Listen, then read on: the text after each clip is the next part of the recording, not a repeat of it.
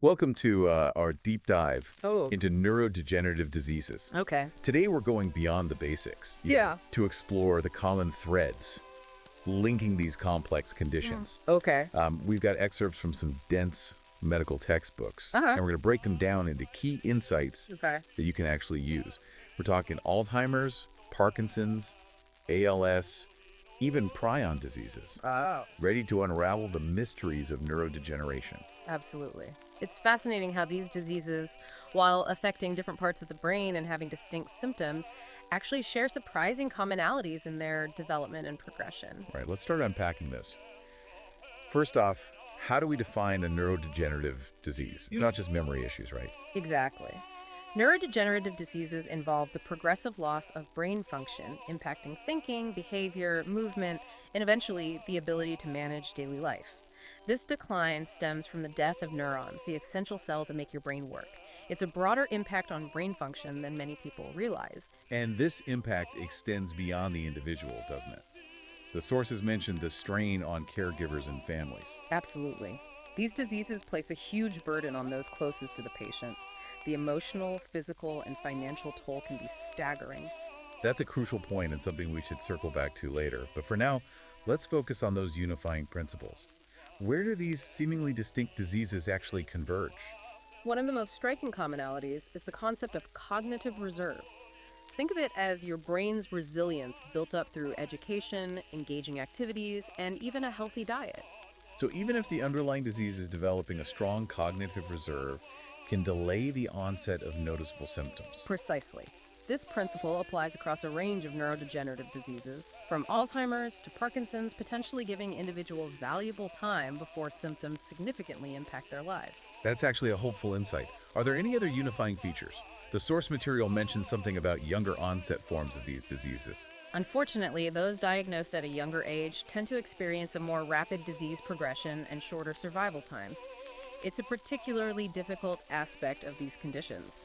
Regardless of when they strike, the terminal stages often lead to complications like pneumonia, infections, and bed sores. That's a stark reality. Shifting gears a bit, I'm curious about the biological processes at play. What's happening on a cellular level in these diseases? The common thread is the abnormal accumulation of certain proteins. You've likely heard of amyloid plaques in Alzheimer's disease. Yes, those sticky protein clumps. But it's not just about amyloid, is it? No, different proteins are implicated in various neurodegenerative diseases. In Parkinson's, it's alpha-synuclein that clumps together.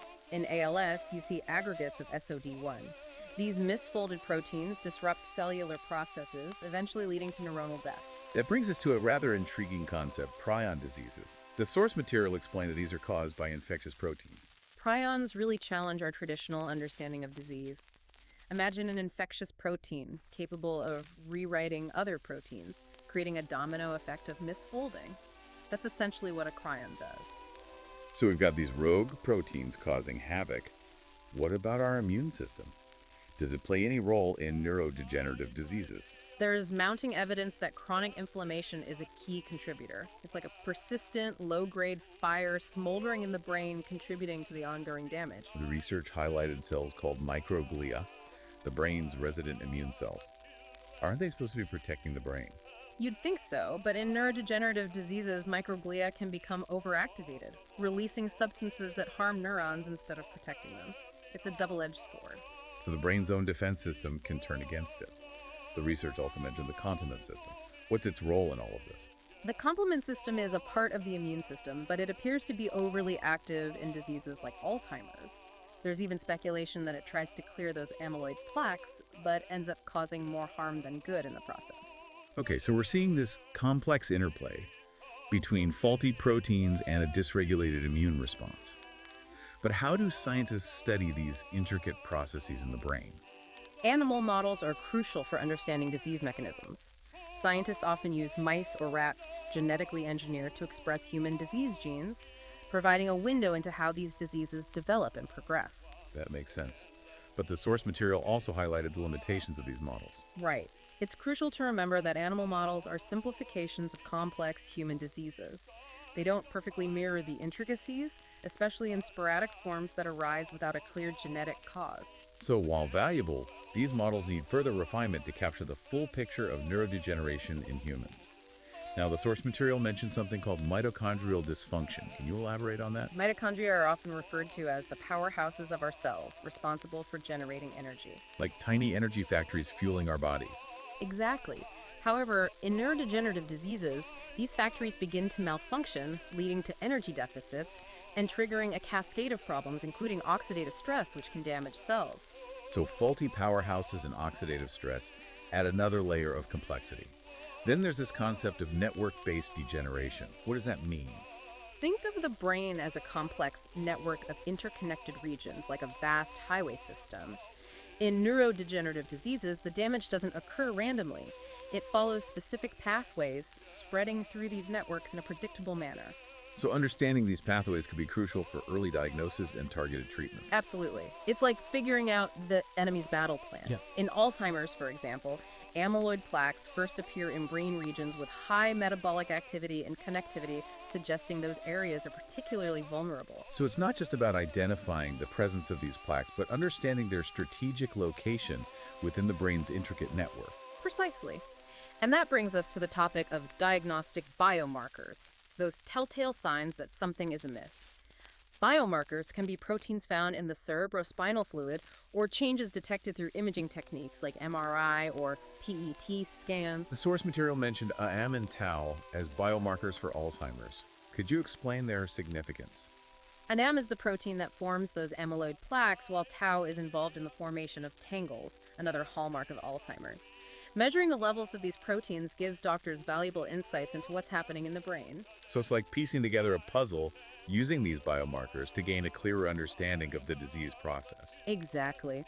Early and accurate diagnosis is crucial for effective management, and the future of diagnostics lies in developing even more sensitive and specific biomarkers to detect these diseases earlier and monitor their progression more precisely. That's a ray of hope in this challenging landscape. Now let's talk treatment. What are the options when it comes to these diseases? The source material mentioned two main approaches. Yes, there are symptomatic treatments which focus on managing symptoms and improving quality of life, and disease-modifying therapies which aim to slow or halt the progression of the disease itself. So symptomatic treatments provide relief, while disease-modifying therapies target the root of the problem. That's a good way to put it. Unfortunately, developing disease-modifying therapies has been slow and challenging. Why is that? Is it simply the complexity of the brain? It's certainly part of it.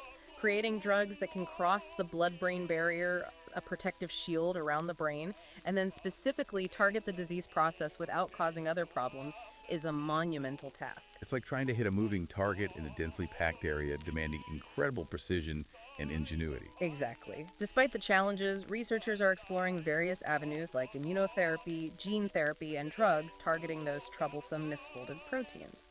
So it's a complex battlefield, but there are glimmers of hope on the horizon. Absolutely. Our understanding of neurodegenerative diseases is constantly evolving. With continued research, we may one day have effective treatments that can slow or even reverse these devastating conditions. That's encouraging to hear. Now, before we move on to some of the specific research avenues you just mentioned, I'd like to touch on a topic that often gets overlooked: the emotional toll of these diseases. It's one thing to discuss the biology, but quite another to grasp the human impact. You're absolutely right. It's easy to get lost in the scientific details and forget that behind every diagnosis, there's a person and a family navigating profound loss and uncertainty. The source material mentioned apathy and hallucinations as common symptoms. Those must be incredibly challenging for both the individual and their loved ones. They certainly are. Apathy, that loss of motivation and interest, can be incredibly isolating. And hallucinations, those sensory experiences that seem real but aren't, can be frightening and disorienting. It's heartbreaking to imagine what individuals and families go through. And it's crucial to remember that support is available. Therapists, counselors, and support groups can help individuals and families cope with the emotional and practical challenges of these diseases. It's a reminder that while science is striving to find solutions, we need to focus on providing care and support to those affected right now. I couldn't agree more. Compassion and empathy are essential components of the fight against neurodegenerative diseases. Well said. Now let's delve into some of those promising research avenues, starting with immunotherapy. What's the latest on that front? Immunotherapy is a fascinating field. It harnesses the power of the immune system to fight disease. Right. But in the context of neurodegenerative diseases, The target becomes those misfolded proteins that accumulate in the brain. So it's like training the immune system to recognize and eliminate those rogue proteins. Uh-huh. That seems incredibly complex. It is. There are different approaches to immunotherapy. One strategy involves using vaccines to trigger an immune response against those harmful proteins. That's pretty ingenious. But I recall from the source material that there have been some setbacks with immunotherapy, particularly in Alzheimer's disease. Unfortunately, yes. There was a lot of initial excitement surrounding a potential Alzheimer's vaccine, but clinical trials were halted due to safety concerns. Some patients developed brain inflammation. That makes sense. Yeah. It seems like a delicate balancing act. Yeah, Boosting the immune response to clear those proteins right. without triggering harmful inflammation must be incredibly challenging. Exactly. It's one of the biggest hurdles researchers face in this field. Well, let's hope they can refine these approaches and make them both safe and effective. Now, I want to touch on gene therapy. What's the latest on that front?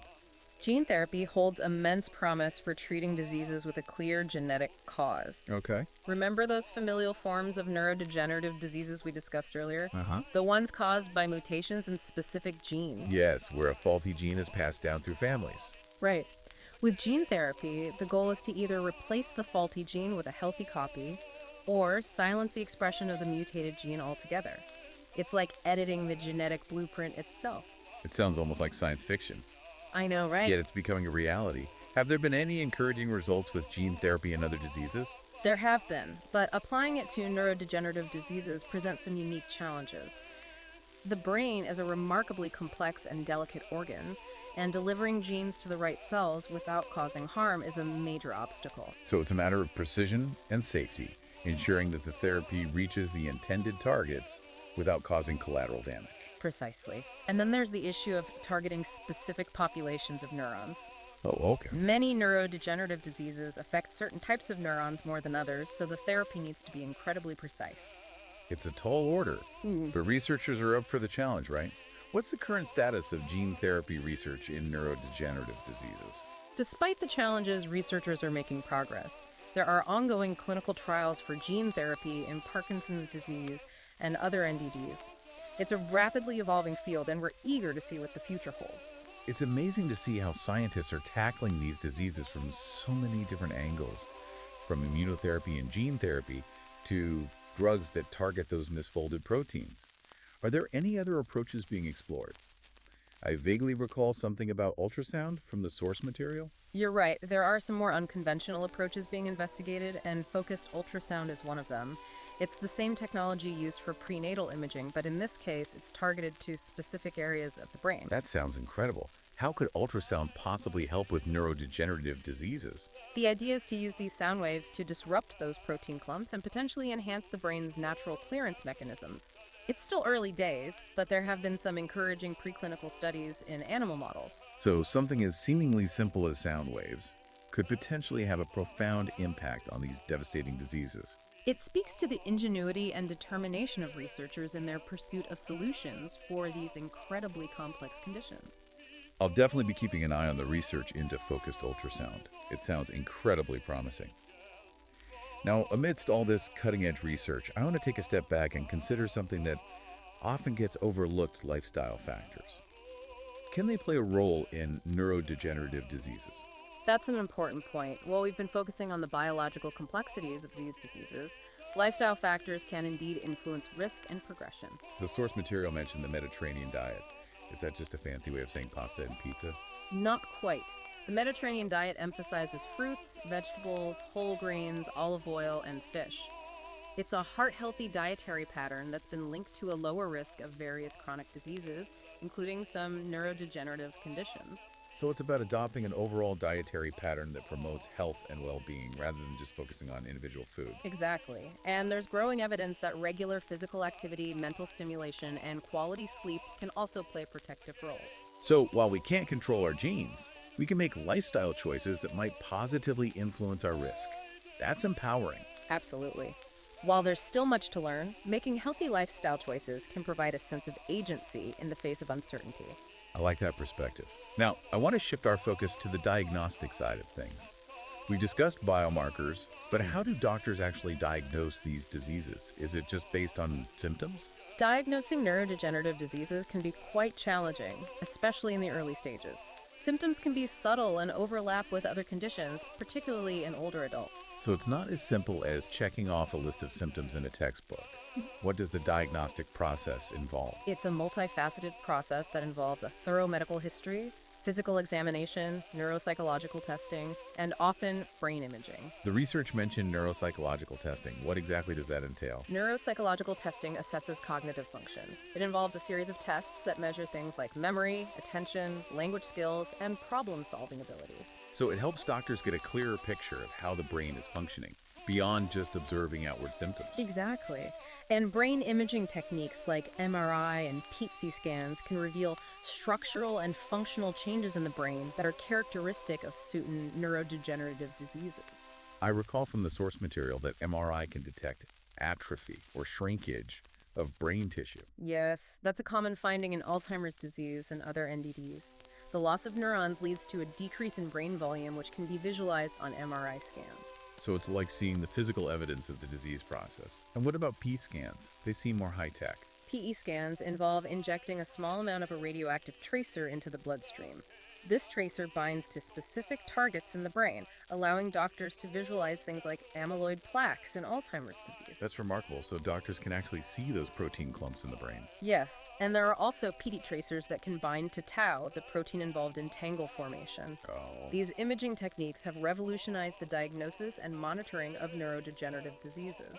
But the research emphasized that even with these advanced tools, diagnosis can still be tricky, especially in the early stages, right? Absolutely. Symptoms are often subtle and can mimic other conditions, making misdiagnosis a real concern. It's a complex and evolving field, demanding both scientific expertise and clinical judgment. It is, and as our understanding of these diseases deepens, so too will our diagnostic capabilities. Well, this deep dive has been incredibly insightful, Yeah. but also a bit sobering. It's a reminder of the incredible complexity of the human brain and the devastating impact of these diseases. It's a humbling experience to delve into these complexities, but it's also inspiring to see the relentless efforts of researchers around the world. We've covered a lot of ground, from the unifying biological principles to the latest research on treatments and diagnostics. Right. And we've underscored the crucial importance of awareness, early detection, and a holistic approach to care that addresses both the physical and emotional needs of individuals and their families. It's a reminder that while scientific advancements offer hope for the future, we must also focus on providing care and support for those impacted by these diseases right now. Absolutely. Now, I'm curious, given all that we've discussed, what are some of the most promising areas of research for the future? What breakthroughs could potentially transform the landscape of neurodegenerative diseases? That's a great question. Given the breadth of research underway, it's difficult to choose just a few. Right. But I'm particularly excited about the potential of personalized medicine. Personalized medicine, so tailoring treatments to the individual rather than relying on a one-size-fits-all approach. Exactly. As our understanding of the genetic and molecular underpinnings of these diseases grows, we're recognizing that they're not uniform conditions. There are subtypes, variations, and individual differences that influence disease development and response to treatment. So it's not just about finding a cure for Alzheimer's, for example, Yeah, but finding the right treatment for your specific form of Alzheimer's. precisely. And that's where biomarkers and genetic testing come into play. By identifying specific biological markers and genetic variations, doctors can potentially predict an individual's risk, diagnose the disease earlier, and select the most targeted and effective treatments. That sounds like a significant shift from the traditional one-size-fits-all approach to something much more precise and personalized. It is. And this shift towards personalized medicine holds immense promise for improving outcomes for individuals with neurodegenerative diseases. That's definitely a reason for optimism.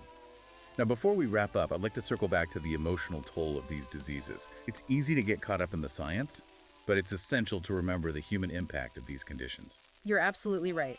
Behind every diagnosis, there's a person and a family navigating a challenging and often heartbreaking journey. The emotional burden can be immense. What advice would you offer to those facing these challenges? What resources or support systems are available to help them cope? Connecting with others who understand what they're going through can be incredibly valuable. Support groups, both in person and online, can provide a sense of community, shared experiences, and practical advice. They can also offer a safe space to express feelings and find emotional support. That human connection can make all the difference when navigating such difficult terrain. And there are professional resources available as well, right? Absolutely. Therapists and counselors who specialize in neurodegenerative diseases can provide personalized support, coping strategies, and guidance for both patients and their families. It's a reminder that we need to address both the physical and emotional aspects of these diseases, providing comprehensive care that supports individuals and their loved ones throughout their journey. I couldn't agree more. A holistic approach that integrates scientific advancements with compassionate care is essential for improving the lives of those affected by these devastating conditions. That's a powerful message.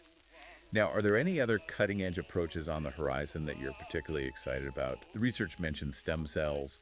What's the potential there? Stem cell therapy is an area that holds great promise for the future of neurodegenerative disease treatment.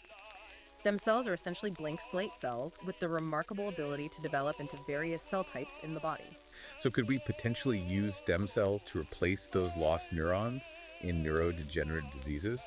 That sounds almost too good to be true. It's certainly a bold vision, and researchers are exploring ways to use stem cells to regenerate damaged brain tissue or create new neurons that can integrate into the existing circuitry. But the research also mentions something called induced pluripotent stem cells, or iPSCs. What are those? iPSCs are a revolutionary type of stem cell created by reprogramming adult cells like skin cells back into a stem cell-like state. So scientists can essentially turn back the clock on these cells, giving them the potential to become any cell type in the body. That's incredible. It's a game changer for research. iPSCs allow scientists to create personalized models of disease using a patient's own cells, opening up a whole new world of possibilities for drug discovery and personalized treatment approaches. It's like having a miniature version of the patient's brain in a dish, allowing researchers to study the disease process and test potential therapies in a highly personalized way. That's a good analogy. And this technology is advancing rapidly. Researchers are already using iPSCs to study Alzheimer's disease, Parkinson's disease, and ALS, paving the way for new discoveries and potential treatments. It seems like we're on the cusp of a new era in medicine where we can harness the power of our own cells to treat these devastating diseases. It's an incredibly exciting time to be following this research. Now, as we approach the end of our deep dive, I wanted to touch on a topic that's been weighing on my mind throughout our conversation: the emotional toll of these diseases. It's an important topic to address. While we focused on the science and the research, we can't forget the human experience at the heart of these conditions. It's one thing to discuss the biology, but it's quite another to grasp the profound impact these diseases have on individuals and their families. The sense of loss, the uncertainty, the challenges of daily living. It's an incredibly difficult journey. It is, and it's crucial to acknowledge the emotional burden that comes with these diagnoses. It's not just about the physical symptoms, it's about the changes in personality, the loss of independence, the strain on relationships, and the fear of what the future holds. It's heartbreaking to think about all that individuals and families go through. What advice would you offer to those navigating these challenges? Where can they find support and guidance? One of the most important things is to remember that they're not alone. There are countless others facing similar challenges, and connecting with them can be incredibly helpful. Support groups, both online and in person, offer a sense of community and understanding. That shared experience can be so validating and empowering, reminding people that they're not alone in their struggles. Exactly. And there are many other resources available, including organizations like the Alzheimer's Association and the Michael J. Fox Foundation, which offer information, support, and advocacy for those affected by neurodegenerative diseases. These organizations play a vital role in raising awareness, funding research, and providing essential resources to individuals and families. They do. And don't underestimate the power of simply reaching out to friends and family members. Sharing your experiences and seeking emotional support from those closest to you can make a world of difference. It's a reminder that compassion, empathy, and human connection are crucial components of navigating these challenging journeys. Now, I'm curious, are there any specific strategies or approaches that you've found particularly helpful in supporting individuals and families affected by neurodegenerative diseases? One of the most important things is to validate their experiences and listen without judgment. These diseases can be incredibly isolating, and simply having someone who understands and acknowledges their struggles can be incredibly therapeutic. It's about creating a safe space for them to share their fears, frustrations, and hopes without feeling judged or dismissed. Exactly. And it's important to provide practical support as well. Helping with daily tasks, offering respite care, and connecting them with resources can alleviate some of the burden and stress they're facing. It's a reminder that even small acts of kindness and support can make a significant difference in their lives. They absolutely can. And it's important to remember that caregiving is a marathon, not a sprint. Taking care of yourself, both physically and emotionally, is essential for providing sustainable support to your loved one. That's a crucial point that's often overlooked. Caregivers need to prioritize their own well-being in order to effectively care for others. It's not selfish, it's essential. And seeking support for yourself, whether through therapy, support groups, or respite care, can help you navigate the challenges of caregiving and prevent burnout. I appreciate you emphasizing that point. Now, as we wrap up this incredibly insightful deep dive, I want to touch on something that's been a recurring theme throughout our conversation, Hope. Despite the challenges and complexities we've discussed, there's a sense of optimism and possibility that permeates this field. I agree. While these diseases are devastating, the research community is making incredible strides in understanding their underlying mechanisms, developing new treatments, and improving the lives of those affected. The pace of discovery seems to be accelerating, fueled by technological advancements, collaborative efforts, and a deep commitment to finding solutions. It's an exciting time to be involved in this field. We're seeing breakthroughs in areas like gene therapy, immunotherapy, and stem cell research that hold tremendous promise for the future. And we're gaining a better understanding of the role of lifestyle factors, empowering individuals to take proactive steps to reduce their risk and potentially delay disease onset. Exactly. While there's still much work to be done, the progress we've witnessed in recent years gives me hope that we're moving closer to a future where these diseases are no longer a source of fear and despair. That's a powerful and inspiring message to leave our listeners with. It has been my pleasure. This deep dive has been an incredible journey, filled with insights, challenges, and glimmers of hope. We've explored the common threads linking these diverse diseases, delved into the intricate workings of the brain, and uncovered the promising avenues of research that are shaping the future of this field. It's been a privilege to share these insights with you and your listeners. I hope this deep dive has empowered you with knowledge, sparked your curiosity, and left you with a renewed sense of hope. I think you've achieved all of that and more. If there's one message we can leave our listeners with, it's that while neurodegenerative diseases present formidable challenges, they are not insurmountable. With continued research, collaboration, and compassion, we can make a difference in the lives of those affected by these conditions, and hopefully one day find cures. Beautifully said. And to our listeners, thank you for joining us on this deep dive. Stay curious, stay informed, and stay hopeful. And until next time, keep exploring the fascinating world around us, one deep dive at a time.